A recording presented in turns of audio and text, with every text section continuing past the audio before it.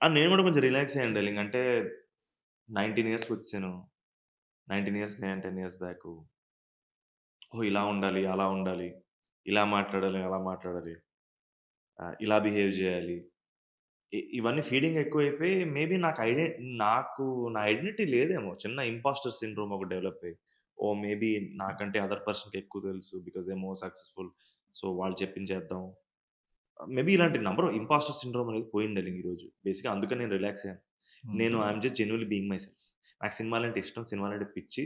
నేనిక్కడికి సినిమాలు చేయడం కోసం, కథలు చెప్పడం కోసం వచ్చాను. And I am very grateful. ఇది రియాలిటీ గదా!